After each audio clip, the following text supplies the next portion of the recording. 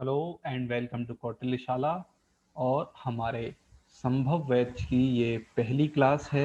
संभव बैच यानी कि हम डेली आपको प्रीलिम्स यूपीपीसीएस यानी 24 अक्टूबर तक हम प्रीलिम्स की आपको तैयारी कराएंगे। डेली एक लेक्चर हम एक सिस्टमेटिक वे में लेकर आएंगे। जैसे हम शुरुआत पॉलिटी से कर रहे हैं तो एक बार में हम पूरी पॉलिटी ख़त्म करेंगे और इसमें केवल हम क्रिस्प जानकारी आपको देंगे जो एग्जाम के पॉइंट ऑफ व्यू से इम्पोर्टेंट है। बहुत डिटेल्ड चीज़ें नहीं होंगी, जो बहुत ज़्यादा पॉसिबिलिटी है जिनके एग्जाम में आने की, वो यहाँ पर बताया जाएगा। तो आइए शुरू करते हैं।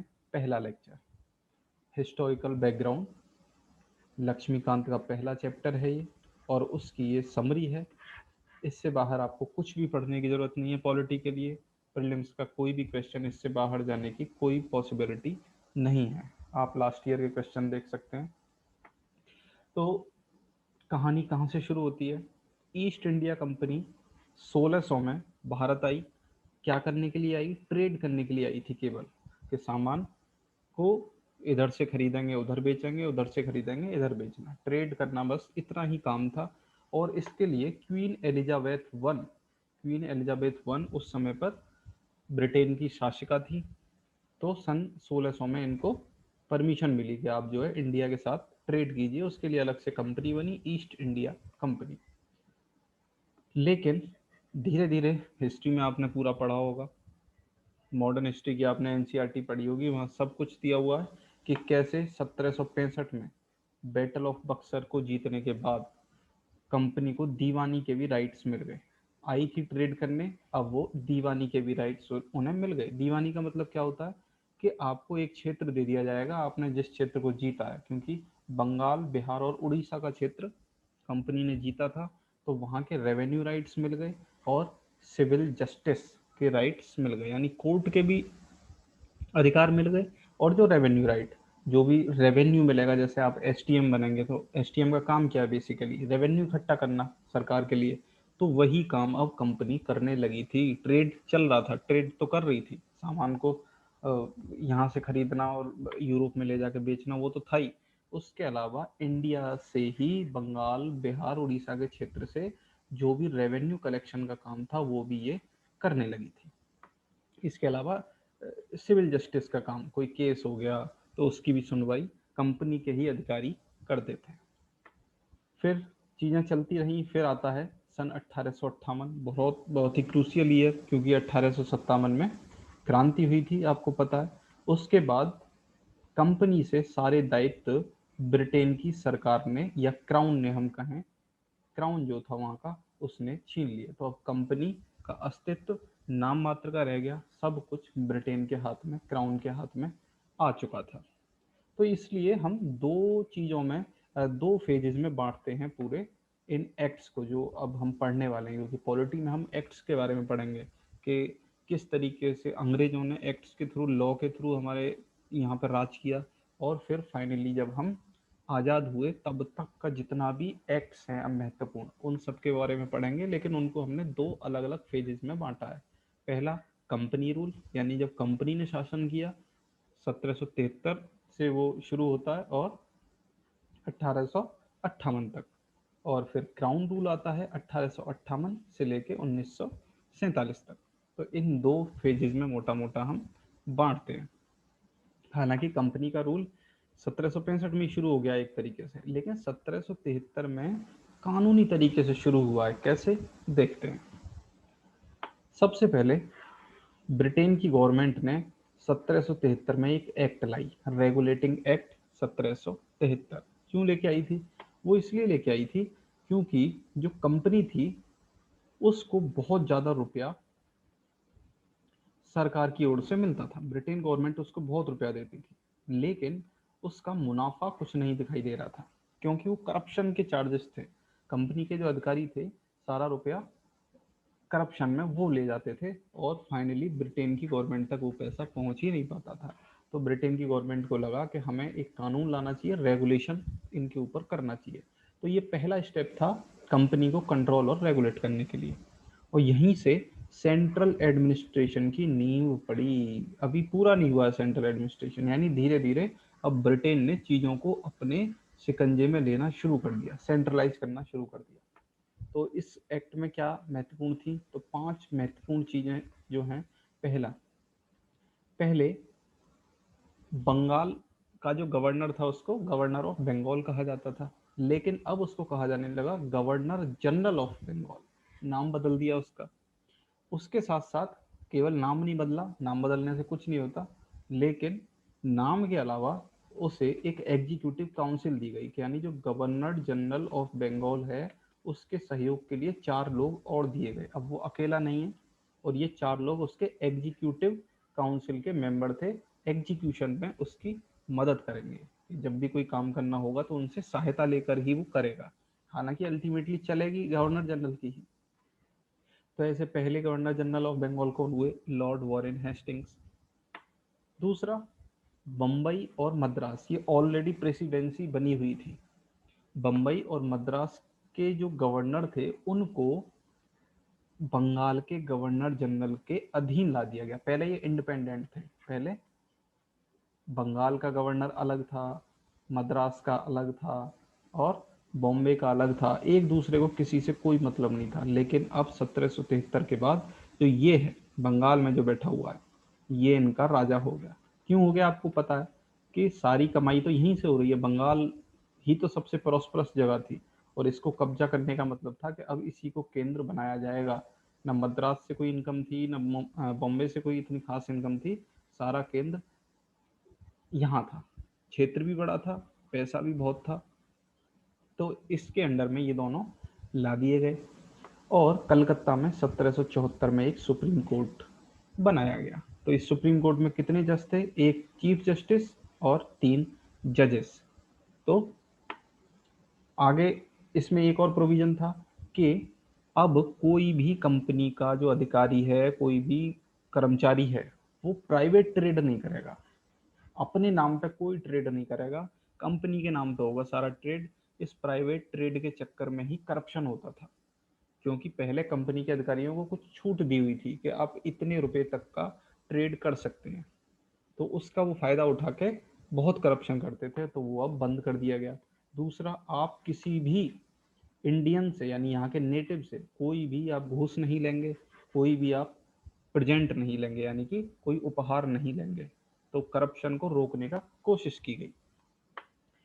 इसके अलावा एक महत्वपूर्ण स्टेप कि कंपनी के जो कोर्ट ऑफ डायरेक्टर थे, कोर्ट ऑफ डायरेक्टर मतलब कंपनी की एक बॉडी थी जो मुख्य बॉडी थी, मतलब कुछ जो मुखिया लोग थे कंपनी के सबसे ऊपर, जैसे आज हम जनरल बॉडी कह देते हैं जिसे, तो वो उसे बोलते थे कोर्ट ऑफ डायरेक्टर। अब उसको बोला गया कि तुम कंपनी का जितना भी रेवेन्यू है, या फिर जितना भी सिविल अफेयर हैं जो यहाँ पे तुम कर रहे हो, या फिर कोई मिलिट्री अफेयर है, कहीं कहीं आक्रमण कर रहे हो, कहीं कुछ भी मिलिट्री से रिलेटेड कोई नई भर्ती है, कुछ भी है, सब कुछ आपको हमें बताना होगा ब्रिटेन की गवर्नमेंट को। तो इतना सारा कुछ शिकंजा लाने की कोशिश की गई, लेकिन इस शिकंजे से काम नहीं चला। अभी भी कंपनी के अधिकारी घूस लेते रहे, और चीज़ें उस तरीके से कंट्रोल में नहीं आई जैसा ब्रिटेन गवर्नमेंट चाहती थी। लेकिन एक शुरुआत हो गई सेंट्रलाइजेशन की। तो फिर आ गया एक एक्ट ऑफ सेटलमेंट, यानी कि जब ब्रिटेन की गवर्नमेंट को लगा कि भाई ये लोग नहीं मानेंगे, क्योंकि इनके हाथ में बहुत ज़्यादा पावर है, कोर्ट ऑफ डायरेक्टर जो है कंपनी के वो ऐसे नहीं मानेंगे, क्योंकि इनके पास पैसा है, ये हमारी कैसे सुन लेंगे। तो अब एक समझौता किया कि भाई चलो आओ एक सेटलमेंट करते हैं हम। और उस सेटलमेंट में क्या किया गया, पहला पहला ये किया गया कि जो गवर्नर जनरल है, गवर्नर जनरल ऑफ बंगाल, और उसकी काउंसिल जिसमें कितने लोग थे अभी हमने देखा, और जिसमें 4 लोग थे, उनको कुछ छूट दी गई। पहला कि देखो भाई, जब तक तुम सर्विस में हो, सुप्रीम कोर्ट कोई भी तुम्हारे खिलाफ कोई भी केस नहीं सुनेगी, तुम्हें छूट मिल गई, जो आज हमारे यहाँ राष्ट्रपति और राज्यपाल को मिलती है, वो उन कंपनी के लोगों को मिली हुई थी, बड़े पावरफुल लोग थे। दूसरा, ये जो रेवेन्यू मैटर है, अगर रेवेन्यू कलेक्शन में कोई हमें ऐसी धांधली दिखाई दे रही है तो उसकी सुनवाई सुप्रीम कोर्ट में नहीं होगी, इसकी भी छूट हुई है। मतलब एक तरीके से ब्रिटेन गवर्नमेंट थक चुकी थी उनके करप्शन को देख के, और अब हथियार डाल रही थी। नंबर 3, कि कोर्ट को अधिकार दे दिए गए पर्सनल लॉ को एडमिनिस्टर करने के लिए, यानी कि अगर कोई हिंदू है तो हिंदू को हिंदू लॉ के अंतर्गत ही उसके खिलाफ सुनवाई होगी, या फिर मुस्लिम है तो मुस्लिम लॉ। तो ये सारे जो इनका जो काम था वो कोर्ट को दे दिया गया कि जी आप हिंदू लॉ मुस्लिम लॉ, इन हिंदुओं में से पंडितों को बुलाइए जो ज्ञानी हों, मुस्लिम में से मुस्लिम स्कॉलर जो हों उनको बुलाओ और एक लॉ बुक तैयार करो हर धर्म के लोग की अलग अलग। ये काम सौंप दिया गया। और जो गवर्नर जनरल इन काउंसिल थी उसको प्रोविंशियल कोर्ट, यानी कि जो अलग अलग प्रोविंस में मद्रास प्रोविंस हुआ या बॉम्बे प्रोविंस है, उसके लिए कानून बनाने की जो रिस्ट्रिक्शन दे दिया गया कि अब आपकी पावर है कि इनके कोर्ट में क्या होगा ये आप डिसाइड करोगे। बंगाल के कोर्ट में बैठे हुए बंगाल में बैठे हुए गवर्नर जनरल इन काउंसिल, है ना, जो 4 लोग थे गवर्नर जनरल के साथ, वो बताएंगे कि इन कोर्ट को क्या क्या करना है। नेक्स्ट आता है इंपॉर्टेंट फिट्स इंडिया एक्ट 1784। यहाँ क्या इंपॉर्टेंट चीज हुई, यहाँ कंपनी के काम को 2 अलग अलग भागों में बांट दिया गया। पहला कमर्शियल काम यानी व्यापार संबंधी काम जो भी था, दूसरा पॉलिटिकल काम, राजनीतिक काम जो भी होते थे कंपनी के। राजनीतिक काम में बहुत तरीके के काम होते हैं, जैसे आप किसी राजा के साथ कोई नया समझौता कर रहे हैं तो पहले कंपनी के अधिकारी करते थे, लेकिन अब उन कामों को सेपरेट कर दिया गया कि कमर्शियल काम कौन करेगा और इस तरीके के काम कौन करेगा। तो जो कमर्शियल काम थे उसको दे दिया गया कोर्ट ऑफ डायरेक्टर को, जो कि एक पुरानी बॉडी थी, बहुत मजबूत बॉडी। तो उसको दे दिया कि आप कमर्शियल काम आप देखिए। फिर एक नई बॉडी बनाई गई जिसका नाम दिया गया बोर्ड ऑफ कंट्रोल। तो ये बोर्ड ऑफ कंट्रोल क्या करती थी, ये पॉलिटिकल काम जितने थे वो देखती थी, और पॉलिटिकल काम ज़्यादा महत्वपूर्ण काम थे। तो अब इस तरीके से इस एक्ट से आ गया हमारे पास system of double government. Double government मतलब 2 तरीके की अब सरकारें चल रही हैं, पॉलिटिकल काम देखने वाली अलग और कमर्शियल काम देखने वाली अलग। और ये जो बोर्ड ऑफ कंट्रोल थी ये वास्तव में ब्रिटेन की गवर्नमेंट के ही लोग थे जो ब्रिटेन की पार्लियामेंट के प्रति जवाबदेह भी थे। तो बोर्ड ऑफ कंट्रोल का कंपनी से कोई लेना देना नहीं था। तो इस तरीके से 2 अलग बॉडी बन गई। यहाँ चीज़ें कुछ हद तक ब्रिटेन की गवर्नमेंट के पक्ष में गई। तो बोर्ड ऑफ कंट्रोल का काम क्या था कि जितने भी सिविल और मिलिट्री अफेयर्स हैं या फिर कोई रेवेन्यू रिलेटेड कोई अफेयर है तो वो सब बोर्ड ऑफ कंट्रोल ही देखेगी। इससे पहले वो सब कौन देख रहा था, वो सब के सब कोर्ट ऑफ डायरेक्टर ही देख रही थी। और यहाँ पहली बार जो कंपनी की टेरिटरीज थी भारत में उन सबको बोला गया ब्रिटिश पजेशंस इन इंडिया, यानी कि अब ये कंपनी के पजेशन नहीं है, ये ब्रिटिश पजेशंस हैं, ब्रिटेन देश के पजेशन है। तो अब यहाँ से मिल गया ब्रिटेन की गवर्नमेंट को सुप्रीम कंट्रोल, क्योंकि उन्होंने अपना एक सीसीटीवी बिठा दिया है जिसका नाम है बोर्ड ऑफ कंट्रोल। यानी कि कंपनी के पास अभी पावर हैं लेकिन अब वो पावर नहीं रही कि मन मर्जी आप कर सकते हो, क्योंकि आधी पावर तो छीन ही ली, पॉलिटिकल काम तो सब छीन ही लिया, पॉलिटिकल काम सब छीन लिया। मतलब आप ऐसे समझ लीजिए कि जो कोर्ट ऑफ डायरेक्टर थी किसी ज़माने में एसटीएम भी वही थी और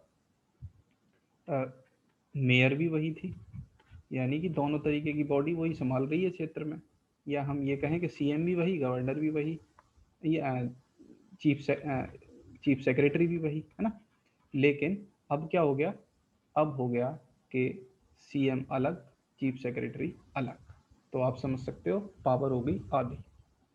फिर आता है एक्ट ऑफ 1786, जस्ट 2 साल बाद। वो केवल एक व्यक्ति के लिए ये एक्ट आया जिसका नाम था लॉर्ड कॉर्नवालिस। इतना मजबूत आदमी था कि इसके लिए एक अलग एक्ट लाना पड़ा। तो इसने कहा था, इससे ब्रिटेन की गवर्नमेंट ने कहा कि आप please governor general of Bengal बन जाइए। इसने बोला अपनी 2 शर्तों पे बनूंगा। क्या थी वो शर्त, पहला कि जो मेरी काउंसिल है, यानी आपको पता है गवर्नर जनरल ऑफ बंगाल के साथ 4 लोग और होते थे जिसे हम काउंसिल बोलते हैं। तो वो जो काउंसिल है उसके जितने निर्णय होंगे मैं उनको मानने के लिए बाध्य नहीं हूँ। एक तो प्रोविज़न ये दीजिए कि अगर कोई स्पेशल केस है तो मैं उसे स्पेशल केस बता के उनके डिसीजन को अमान्य ठहरा सकता हूँ।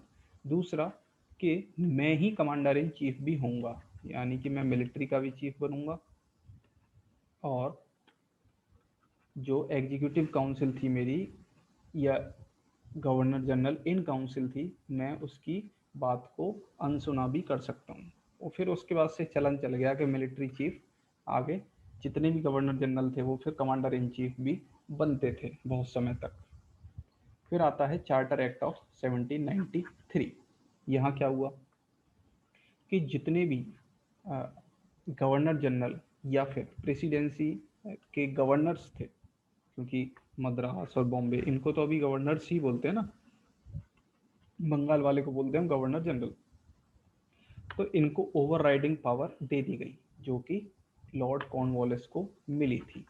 तो इन्हीं की कृपा से जो आगे के गवर्नर जनरल थे उनको भी ये पावर मिल गई कि वो अपने काउंसिल की बात अनसुनी कर सकते हैं।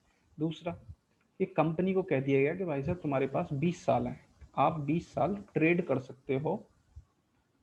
इसका मतलब कि अब एक सिग्नल दे दिया कि तुम भाई अनंत काल तक के लिए नहीं है इस देश में, हम जब चाहेंगे जब तुम्हें लात मार सकते हैं। हाँ, लेकिन यह है कि 20 साल अभी तुम यहाँ रहो, आराम से काम करो, कमाओ, है ना। तो ट्रेड की मोनोपोली 20 साल के लिए दे दी। और जो कमांडर इन चीफ था वो गवर्नर जनरल की काउंसिल का मेंबर नहीं होगा अगर उसे अपॉइंट ना किया जाए। ये दिया गया क्यों? पिछले कई सालों से लॉर्ड कॉर्नवालिस के समय से, क्योंकि चल रहा था पिछले 7 सालों से, तो अब कह दिया कि देखो कमांडर इन चीफ होगा, वो एग्जीक्यूटिव काउंसिल का मेंबर नहीं होगा। हाँ, अगर है तो उसे अलग से अपॉइंट करना पड़ेगा। और बाकी जो बोर्ड ऑफ कंट्रोल था और उसका जो स्टाफ था वो सब अब इंडियन रेवेन्यू से ही तनख्वाह पाएगा, है ना। ये भी 1793 के एक्ट में कह दिया गया। और आया कब था बोर्ड ऑफ कंट्रोल, कब बिठाया गया? कोर्ट ऑफ डायरेक्टर और बोर्ड ऑफ कंट्रोल कब सेपरेट किए गए? पिट्स इंडिया एक्ट 1784 में। 93 में उनसे कह दिया गया कि जो बोर्ड ऑफ कंट्रोल की तनख्वाह है वो इंडियन रेवेन्यू से मिलेगी। कोर्ट ऑफ डायरेक्टर की जो तनख्वाह थी वो तो ऑलरेडी मिल ही रही थी, क्योंकि वो तो कंपनी के ही लोग थे। Board of control Britain government के लोग थे, लेकिन अब उन्हें भी इंडियन रेवेन्यू से ही पैसा मिलने लगा। फिर नेक्स्ट इंपॉर्टेंट एक्ट आता है चार्टर एक्ट ऑफ 1830। यहाँ से क्या हुआ, काफ़ी इंपॉर्टेंट फेज शुरू हो गया है कि अब जो ट्रेड मोनोपोली है वो अबॉलिश कर दी गई है। 1793 में 20 साल के लिए जो दी गई थी कि अगले 20 साल तक आप जो है ट्रेड कर सकते हो, अब उसको अबॉलिश कर दिया गया है। लेकिन एक क्लॉज और दिया गया है, उसमें कहा गया है कि देखो आप चाय का ट्रेड कर सकते हो अच्छे से, चाय की लत पड़वाओ इंडियंस को, और चीन के साथ ट्रेड करो, चीन के साथ चाय की भी करो, प्लस और जो भी नॉर्मल ट्रेड है करते रहो, चीन से हमें कोई लेना देना नहीं है, क्योंकि सोने की चिड़िया तो भारत है, हमें तो इसे लूटना है। नेक्स्ट आता है कि अब ब्रिटिश क्राउन को सॉवरेनिटी दे दी गई। इस एक्ट के थ्रू कह दिया गया कि अब भाई साहब सॉवरेनिटी यहाँ पर जो जितने भी ईस्ट इंडिया कंपनी की टेरिटरीज हैं उस पर सॉवरेनिटी किसकी है? कंपनी की नहीं है, उस पर सॉवरेनिटी है ब्रिटिश क्राउन की। आपको पता है पिट्स इंडिया एक्ट में कह दिया था कि कंपनी की जितनी टेरिटरी है इंडिया में वो क्या है? British possessions, British possessions in India है। और इसको सॉवरेनिटी कब दे दी? 1813 में। इसके अलावा फिर यहाँ पे क्रिश्चियन मिशनरी को अलाउ कर दिया कि आइए यहाँ क्रिश्चियनिटी सिखाइए, क्योंकि अंग्रेज़ों को लगता था कि हम यहाँ धर्म परिवर्तन करा देंगे, सबको हम क्रिश्चियन बना लेंगे। तो इसके लिए 1813 में बाकायदा एक्ट में ये चीज़ शामिल की गई कि यहाँ आप आइए और क्रिश्चियनिटी को फैलाइए। फिर वेस्टर्न एजुकेशन को फैलाइए, इंग्लिश सिखाओ यहाँ के लोगों को। फिर लोकल गवर्नमेंट को टैक्स लगाने का भी अधिकार दे दिया। लोकल गवर्नमेंट यानी प्रोविंसेस में जो गवर्नमेंट थी, अलग अलग प्रोविंसेस में, इनको टैक्स लगाने का अधिकार दे दिया। और अगर टैक्स कोई नहीं देता है तो पनिश करने का भी अधिकार यहाँ से मिला।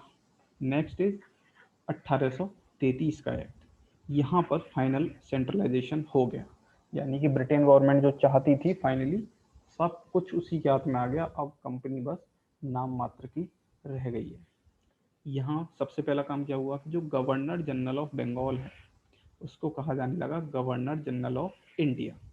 और जितनी सिविल पावर, मिलिट्री पावर, सब किसके हाथ में?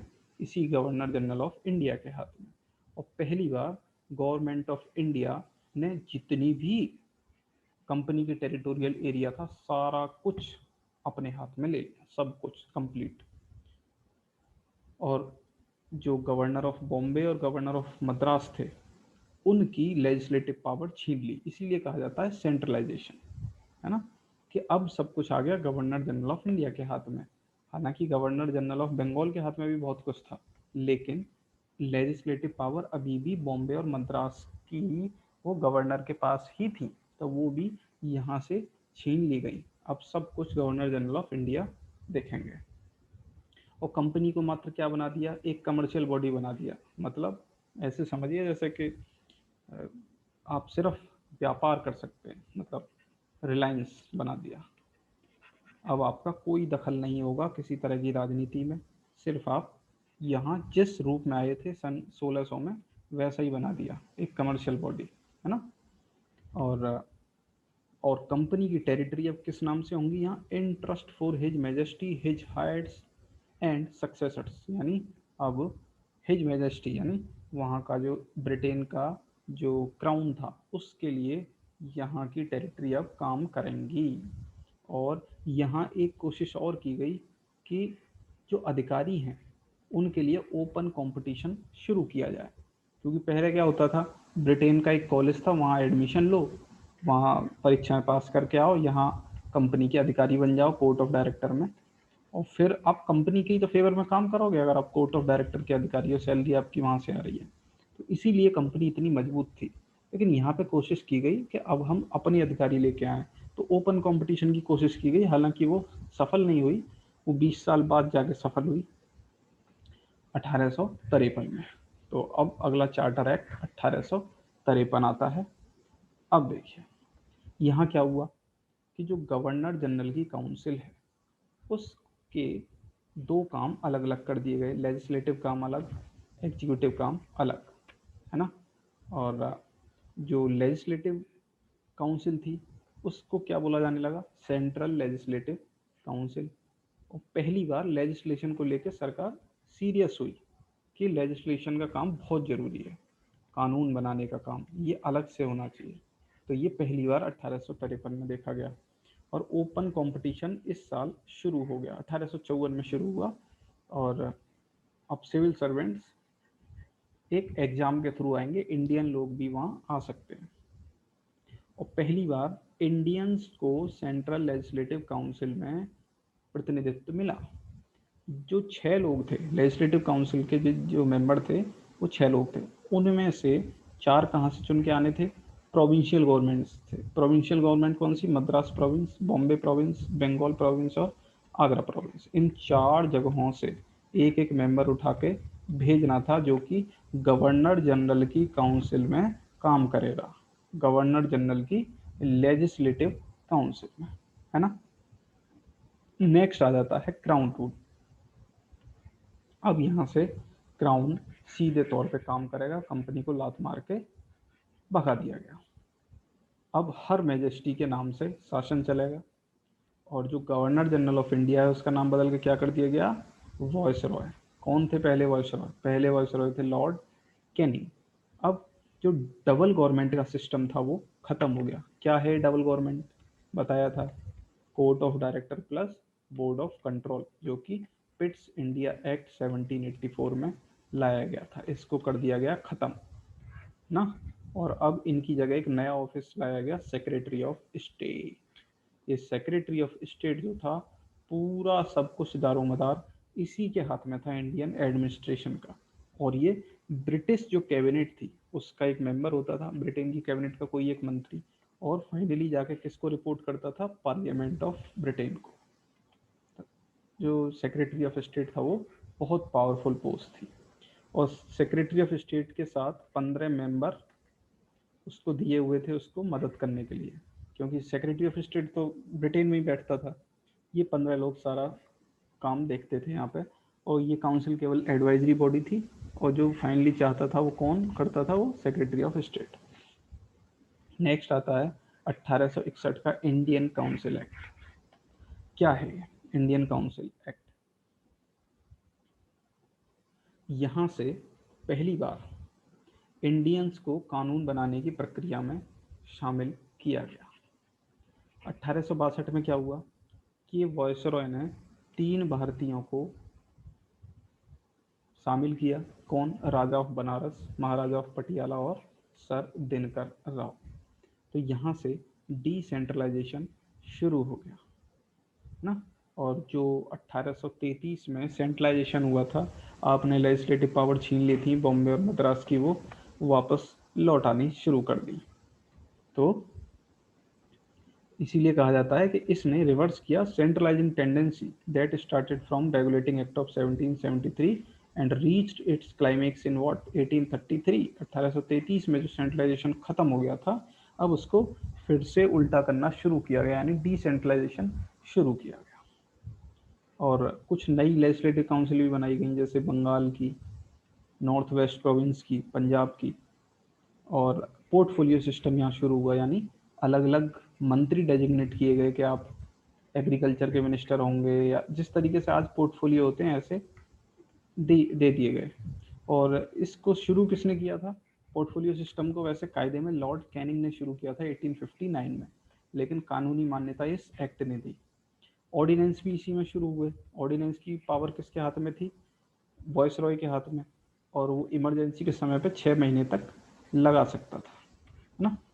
तो उसे ज़रूरत नहीं थी कि वो लेजिस्लेटिव काउंसिल से पूछे। अगर इमरजेंसी का सीन है तो लेजिस्लेटिव काउंसिल से पूछने की कोई ज़रूरत नहीं थी, और 6 महीने के लिए वो एक्सटेंड कर सकता था एक ऑर्डिनेंस को। So next is 1892 Indian council act. इसमें क्या हुआ कि जो नॉन ऑफिशियल मेंबर थे सेंट्रल और प्रोविंशियल काउंसिल के, उनको बढ़ा दिया गया, लेकिन अभी भी ऑफिशियल मेजोरिटी बनी हुई है। यानी कि जो इंडियन लोग, जो नॉन ऑफिशियल लोग हैं, जिनको चुन के लाया गया है, अभी भी संख्या में वो कम है, हालांकि उनकी संख्या बढ़ाई गई है, उनको शामिल किया जा रहा है कानून बनाने की प्रक्रिया में। सेकंड क्या है कि उनको बजट को डिस्कस करने की एक पावर दे दी गई, यानी थोड़ा थोड़ा करके उन्हें कुछ कुछ दिया जा रहा है, हालांकि सब कुछ नहीं दिया जा रहा जो वो डिमांड कर रहे हैं, बस हाँ कुछ कुछ उन्हें कहना चाहिए कि एक झुंझुना पकड़ाया जा रहा है। और क्योंकि 1885 में कांग्रेस बन चुकी थी, तो 1892 में आप देख रहे हो कि ये सारी चीज़ें हो रही हैं, मेंबर बढ़ाए जा रहे हैं, बजट को डिस्कस करने की क्षमता उन्हें पावर दी जा रही है, और क्वेश्चन पूछने का उन्हें मौका दिया जा रहा है। और इसके अलावा कुछ नॉन ऑफिशियल मेंबर का नॉमिनेशन भी शुरू किया गया, है ना। और इलेक्शन शब्द का यहाँ कोई इस्तेमाल नहीं किया गया था इस एक्ट में। जो प्रोसेस था वो ये था कि कुछ बॉडीज़ थी, जैसे बॉडीज़ क्या होती हैं, कोई जमींदारों की कोई एसोसिएशन है ना, कोई बिजनेसमैन का कोई एसोसिएशन है, तो इन एसोसिएशन से कुछ लोग नॉमिनेट किए जाएंगे और फिर वो लेजिस्लेटिव काउंसिल में काम करेंगे। नेक्स्ट आता है 1909 का इंडियन काउंसिल एक्ट। इसमें क्या हुआ कि जो लेजिस्लेटिव काउंसिल थी, बोथ सेंट्रल और प्रोविंशियल, उनकी संख्या फिर बढ़ा दी गई, है ना। जो 16 थी सेंट्रल लेजिस्लेटिव काउंसिल में, वो बढ़ा के कर दी गई 60 इंडियंस की उसमें संख्या। ऑफिशियल मेजोरिटी अभी भी बरकरार रही सेंट्रल लेजिस्लेटिव काउंसिल में, लेकिन प्रोविंशियल लेजिस्लेटिव काउंसिल को कह दिया गया कि भाई आप अगर चाहो तो नॉन ऑफिशियल मेंबर की संख्या मेजोरिटी में ला सकते हो, यानी जो इंडिया से ही चुने हुए लोग हैं उनकी संख्या आप बढ़ा सकते हो। और कुछ फंक्शन भी बढ़ा दिए गए लेजिस्लेटिव काउंसिल के। और पहली बार ऐसा हुआ कि जो वॉयसरॉय की एग्जीक्यूटिव काउंसिल है, एग्जीक्यूटिव लेजिस्लेटिव नहीं, एग्जीक्यूटिव काउंसिल है, उसमें पहली बार किसी इंडियन को मौका मिला, सत्येंद्र प्रसाद सिन्हा, उनको लॉ मेंबर बनाया गया। पोर्टफोलियो सिस्टम था ना, तो उसमें इनको लॉ मेंबर या लॉ मिनिस्टर भी आप कह सकते हो आज के समय के हिसाब से। एक नई चीज़ लेके आए, communal representation system of communal representation, या जैसे हम कहते हैं कम्युनल इलेक्टोरेट, यानी मुसलमानों के लिए कुछ सीट फिक्स कर दी गई कि भाई इस सीट पर केवल मुसलमान ही लड़ेगा और मुसलमान ही उसको वोट करेगा, बाकियों को वहाँ वोटिंग का भी राइट्स नहीं है। तो मुसलमानों को खुश करने के लिए ये लाया गया, और इसीलिए जो लॉर्ड मिंटो थे उनको फादर ऑफ कम्युनल इलेक्टोरेट कहा जाता है। मिंटो कौन थे? वॉयसरॉय थे उस समय भारत के 1909 में। और मॉर्ले कौन थे? Secretary of state. तो फादर ऑफ कम्युनल इलेक्टोरेट कौन है? Lord Minto. और हर बॉडी के लिए अलग अलग रिप्रेजेंटेशन की शुरुआत की गई, जैसे presidency, corporation, chamber of commerce, university, जमींदार, सबके लिए कुछ कुछ सीटें निर्धारित कर दी गई लेजिस्लेटिव काउंसिल में, तो वहाँ से वही चुने जाएंगे। नेक्स्ट है 1999 का गवर्नमेंट ऑफ इंडिया एक्ट। 20 अगस्त 1917 को ब्रिटेन की गवर्नमेंट ने कहा कि भाई हमारा क्या है कि हम आपको धीरे धीरे पावर देना चाह रहे हैं, रिस्पॉन्सिबल गवर्नमेंट बनाना चाह रहे हैं, तो उसके लिए कुछ एक्ट लेके आए और उसमें कुछ कुछ प्रोविजन थे। क्या थे? पहला कि सेंट्रल और प्रोविंशियल सब्जेक्ट को हम अलग कर देंगे, कि सेंट्रल का कानून बनाने की क्षमता अलग है, प्रोविंसेस की अलग है। जैसे आज हम देखते हैं कि कुछ स्टेट लिस्ट में है, कुछ यूनियन लिस्ट में है, तो ऐसा ही कुछ करने की कोशिश की गई। दूसरा, प्रोविंशियल सब्जेक्ट को भी दो हिस्सों में बांट दिया गया। प्रोविंस की जो कानून थे उसमें दो हिस्सों में बांट दिया गया। कुछ सब्जेक्ट दे दिए गए ट्रांसफर्ड सब्जेक्ट, कुछ कर दिए गए रिजर्व। तो रिजर्व्ड जो थे, रिजर्व्ड सब्जेक्ट पे कानून कौन बनाता था? गवर्नर। केवल वो अपनी एग्जीक्यूटिव काउंसिल से ही पूछता था और लेजिस्लेटिव काउंसिल की कोई ज़रूरत नहीं है। ट्रांसफर्ड सब्जेक्ट जो है वो लेजिस्लेटिव काउंसिल को दे दिए थे कि भाई आप बनाओ इसमें। तो मुख्य मुख्य जो चीज़ें थी वो अभी भी यही हैं रिजर्व लिस्ट में। तो ये डायरकी कहा जाता है, द्वैध शासन। नेक्स्ट है बाई कैमरलिज्म भी लाए, डायरेक्ट इलेक्शन भी लेके आए। और वॉइस रॉय की जो एग्जीक्यूटिव काउंसिल थी उसमें 6 मेंबर थे, उसमें से 3 अब होंगे इंडियन, लेकिन हाँ कमांडर इन चीफ इंडियन नहीं होगा।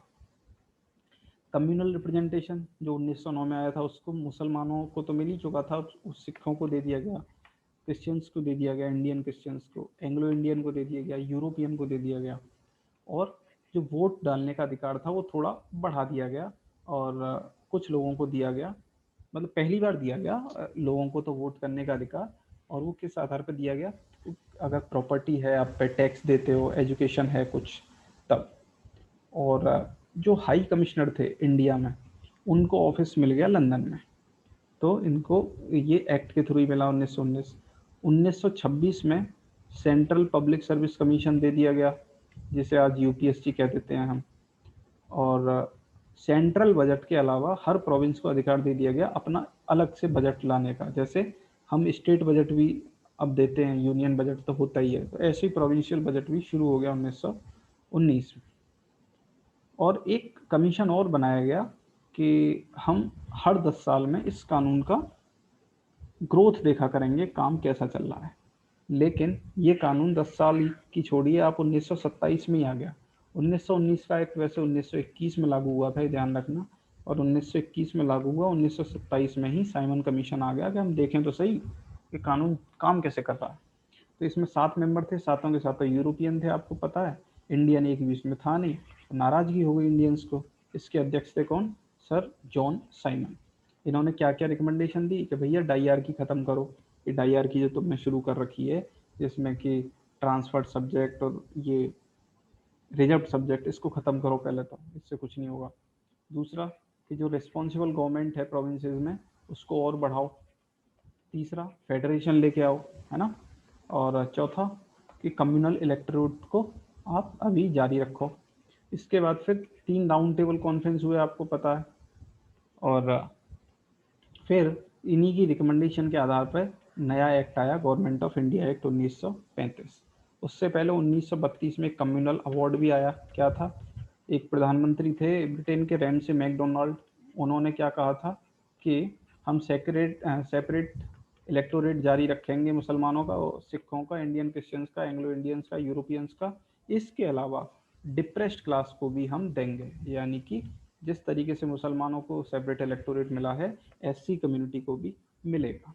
लेकिन फाइनली आपको पता है पूना पैक्ट से इसको वापस ले लिया गया, जो महात्मा गांधी जी और अंबेडकर जी के बीच में पूना पैक्ट हुआ था। नेक्स्ट आता है गवर्नमेंट ऑफ इंडिया एक्ट 1935। इसमें क्या ऑल इंडिया फेडरेशन का प्रोविजन रखा गया, अलग अलग लिस्ट दे दी गई, फेडरल लिस्ट, प्रोविंशियल लिस्ट और कॉन्करेंट लिस्ट। सब में अलग अलग आइटम्स थे, 59 in federal, 54 in provincial, 36 in concurrent. Residuary power viceroy के पास थी, है ना। और लेकिन इसमें प्रिंसली स्टेट्स ने अपने आप को नहीं जोड़ा, तो ये फेडरेशन कभी भी नहीं बन सका। जो देश को फेडरल स्ट्रक्चर में बांधने वाली बात थी वो कभी पूरी नहीं हो पाई। हाँ, लेकिन डाइयार्की खत्म हो गई प्रोविंसेस में और प्रोविंशियल ऑटोनॉमी शुरू हो गई। लेकिन सेंटर में डाइयार्की ले आए और बाई कैमरलिज्म 6 स्टेट में ले आए या 6 प्रोविंसेस में ले आए 11 में से। Separate electorate, depressed class, women और लेबर, इनके लिए लेके आए। और जो काउंसिल ऑफ इंडिया थी उसको अब कर दिया ख़त्म। 1858 में जो काउंसिल ऑफ इंडिया बनी थी, आपको ध्यान होगा, जो गवर्नर जनरल या हम कहें वॉइसरॉय है, उसके साथ जो एक एग्जीक्यूटिव काउंसिल थी वो उसको ख़त्म कर दिया गया 1935 में। और करीब 10% लोगों को वोटिंग राइट्स दे दिया गया। आरबीआई की स्थापना इसी एक्ट से हुई। जो हमारा फेडरल पब्लिक सर्विस कमीशन है उसकी स्थापना हुई। सेंट्रल पब्लिक सर्विस कमीशन की स्थापना आप देख रहे हो 1926 में हो गई थी। फेडरल पब्लिक सर्विस कमीशन और provincial public service commission, joint public service commission, इन तीनों की स्थापना इस एक्ट से हुई। और जो हमारा सुप्रीम कोर्ट है, आज उस समय फेडरल कोर्ट कहते थे, 1937 में इसी एक्ट से आया। लास्ट एक्ट आता है इंडियन इंडिपेंडेंस एक्ट 1947। कैसे आया? 20 फरवरी 1947 के दिन क्लीमेंट एटली प्रधानमंत्री थे। इन्होंने कहा कि भैया 30 जून 1948 तक हम भारत को छोड़कर चले जाएंगे। मुस्लिम लीग को इसमें बहुत नाराज़गी हुई कि आप ऐसे कैसे छोड़ के चले जाओगे, हमें पाकिस्तान दो अलग से, हमें देश चाहिए, उसके बिना ऐसे कैसे चले जाओगे। तो फिर 3 जून 1947 को क्या हुआ कि एक ऐलान किया ब्रिटेन की गवर्नमेंट ने कि हम एक कॉन्स्टिट्यूएंट असेंबली ऑलरेडी बना ही चुके हैं। हिस्ट्री में आपने पढ़ा होगा कि जो कैबिनेट मिशन प्लान था उसके थ्रू एक कॉन्स्टिट्यूएंट असेंबली बनी थी कि वो अपना कॉन्स्टिट्यूशन खुद बनाएगी और वो जो भी कॉन्स्टिट्यूशन बनाएगी वो केवल उन्हीं क्षेत्रों के लिए एप्लीकेबल होगा जो कि चाह रहे हैं कि हमारे ऊपर ये चीज़ें लागू हों। यानी सबको स्वतंत्रता दे दी कि अगर आप चाहो तो भारत को छोड़ सकते हो। यानी एक तरीके से पाकिस्तान बनने का एक रास्ता सा बना। उसी दिन उसी दिन और क्लेरिफाई कैसे कर दिया गया, माउंटबेटन प्लान आया, उसमें बिल्कुल साफ कह दिया गया कि आप अलग से ये देश बना सकते हैं। तो इससे क्या हुआ, इस एक्ट के through government of Indian independence act of 1947, British rule खत्म हो गया भारत में। पार्टीशन का रास्ता बिल्कुल तैयार हो गया। आपको राइट दे दिया गया कि आप ब्रिटिश कॉमनवेल्थ से अलग हो सकते हैं।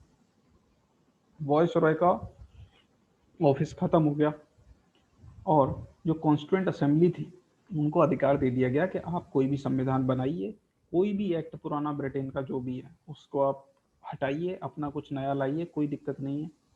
खुद जो इंडिपेंडेंस एक्ट हम ये जो बना रहे हैं 1947 वाला इंडियन इंडिपेंडेंस एक्ट, इसको भी ख़त्म कर दो। नेक्स्ट था कि लैप्स ऑफ ब्रिटिश पैरामाउंसी, यानी कि पैरामाउंसी का मतलब क्या था कि पूरे भारत पे थोड़ी ब्रिटेन का राज था। अब जैसे कुछ रजवाड़े थे, बहुत रजवाड़े थे बल्कि, उन सब के साथ एक पैक्ट साइन किया हुआ था ब्रिटेन गवर्नमेंट ने कि हम आपको अधिकार देते हैं कि आप अपना रजवाड़ा खुद चलाइए, लेकिन हमसे एक पैक्ट साइन कीजिए। उसको बोला जाता था ब्रिटिश पैरामाउंसी। तो वो उसको भी वापस कर दिया गया कि अब राजाओं को खुली छूट है कि आप चाहे भारत में जाएं, पाकिस्तान में जाएं, अलग देश बनाएं, कोई दिक्कत नहीं। उस बीच में ये जो नया कानून बनेगा, आपका नया संविधान बनेगा, तब तक आप गवर्नमेंट ऑफ इंडिया एक्ट से काम चलाइए। 35 वाला जो था गवर्नमेंट ऑफ इंडिया एक्ट 1935।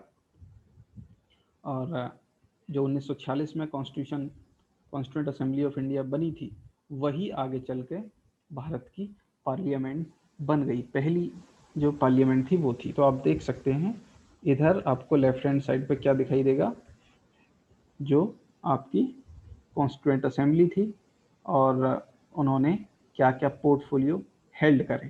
तो कई बार पूछ लिया जाता है इससे संबंधित क्वेश्चन, तो ये हम इसके लिए अलग से जब क्विज कराएंगे तो ये सारे क्वेश्चन आपको करा देंगे। तो ये पहला लेक्चर ख़त्म हुआ। कल हम लेक्चर 2 लेकर आएंगे। पॉलिटी एक बार कंप्लीट हो जाए उसके बाद हम फिर दूसरे सब्जेक्ट करेंगे और हम 24 अक्टूबर से पहले पहले आपको पूरा प्रीलिम्स का सिलेबस कवर करा देंगे। Thanks for watching.